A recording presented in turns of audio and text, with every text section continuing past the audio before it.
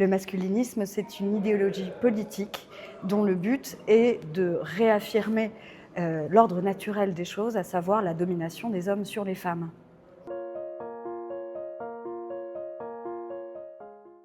Notamment sur les réseaux sociaux, parce que les réseaux sociaux sont faits pour ça. Ça appuie sur des fragilités, à un âge où on est vulnérable et mal dans sa peau. Et donc, les influenceurs proposent des solutions simplistes à des problèmes profonds. Et ça séduit parce que c'est simple. Et malheureusement, ça marche très bien.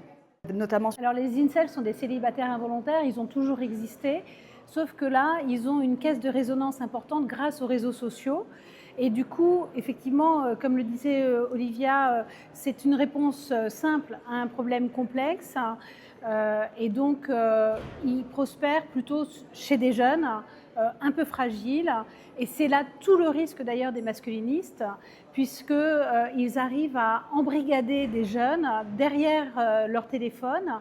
Et comme l'algorithme vise des jeunes de 13 à 15 ans, nous, on ne peut pas voir ce qu'ils regardent et en regardant ces contenus, les jeunes se radicalisent.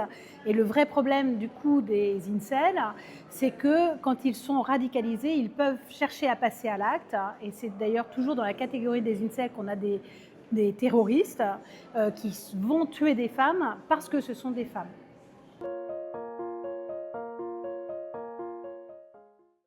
Alors on s'est rendu compte déjà que ces idéologies se diffusaient d'autant plus simplement qu'elles se diffusaient sur les réseaux sociaux, avec TikTok plus particulièrement. Et donc l'idée, c'est de veiller à ce qu'on n'a pas le droit de faire dans la vie courante, en dehors des réseaux, on n'ait pas le droit de le faire non plus sur les réseaux.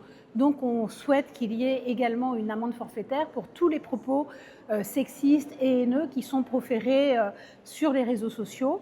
Par ailleurs, on sait aussi que tous les influenceurs masculinistes gagnent beaucoup d'argent sur la crédulité d'un certain nombre de jeunes hommes. Et donc l'idée, c'est de démonétiser cela et qu'on arrête d'en faire un marché.